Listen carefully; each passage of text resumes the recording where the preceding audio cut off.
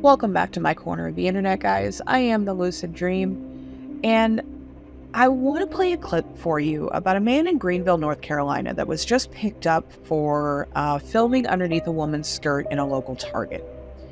Now, normally this would not be a huge thing as far as the attention it would get. You know, the local news is covering it in that area. It went viral on Facebook is the only reason a lot of people know about it. But I want to discuss it for the very simple fact I believe it's relative to the effect that frauditors can and are having on our society when they are continually screaming about no expectation of privacy in public, but then going about invading that privacy with their gimbals and their selfie sticks and finding ways to video things that they normally wouldn't be able to see. I find a very strong correlation to what this guy is doing. So I'm going to play the clip for you, and then we're going to talk about it a little bit.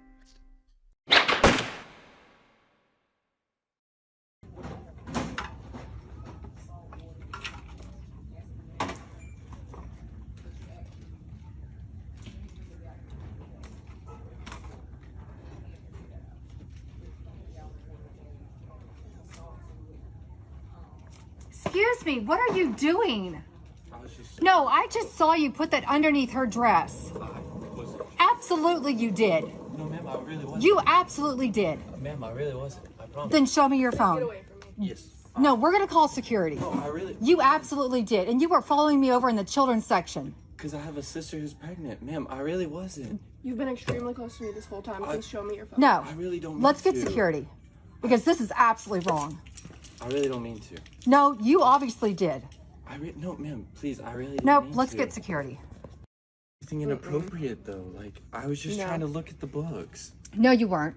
That's all I was trying to I do. have it on video. You are not going to get away with anything. Ma'am, I'm You not... can say ma'am all you want, but we will let them decide.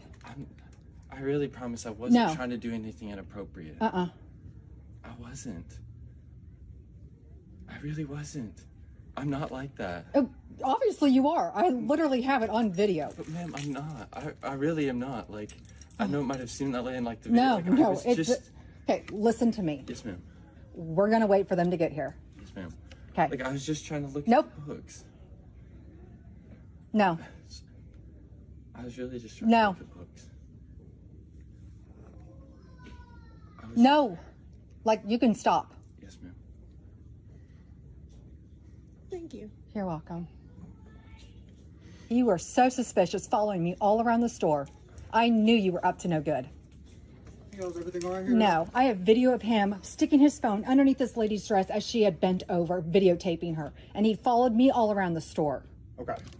So We would need you to like get police. Okay, if you can go ahead and call them, I'll support anything like that.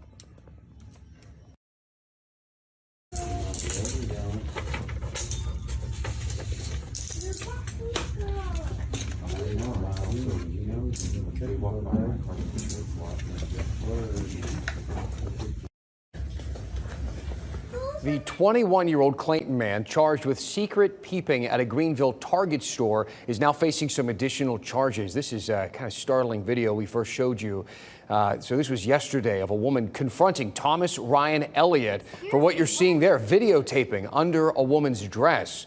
Officials have now charged Elliott with 2 additional charges for felony secret peeping. Greenville police say that these new charges came after they reviewed the Target's security camera footage. Elliott was booked in Johnston County Detention Center on $20,000 bond. You know, I am not calling this kid a frauditor. I know he's not. He is a sick individual. He got caught. You know, he's not really all that important to the story. The behavior is. And let me tell you why. The long-term societal effect that frauditors can possibly have is going to lead to a world where that behavior is okay, where that behavior is 100% fine because she was in public and there is no expectation of privacy in public. Argument can be made that the intent is different, but the thing is intent doesn't matter. It really doesn't. Because if you look at the frauditors and them screaming about no expectation of privacy in public, yet they take their gimbals, they take their selfie sticks, and they do whatever they need to do to erase the barriers that are put in place to secure privacy. You know, pressing the cameras up against the one-way glass, taking the selfie sticks and reaching them over the privacy fence. Those are behaviors that will encourage and lead to more of what we just saw. There is absolutely no difference between that and that guy putting his phone on the floor so he could film up that girl's skirt. Not one single bit. And my question to the frauditors is that a world you want to send your wife, your mother, your children? Is that a world you want to send them into? Where we have so little respect for each other that is okay, because that is what is happening. You know, these are just kind of my 2 cents on the situation, but I wanted to give you something to think about. You know,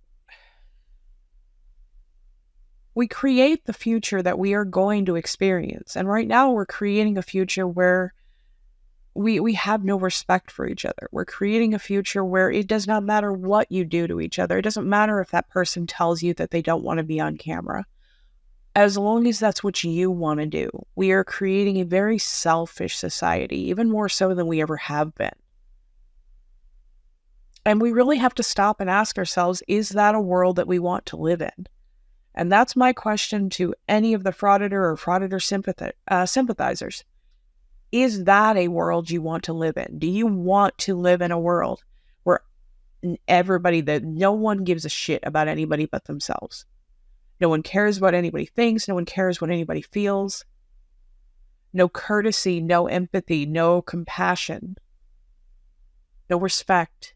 Is that a world you want to live in? Is that a world you want to send your kids into, your grandkids?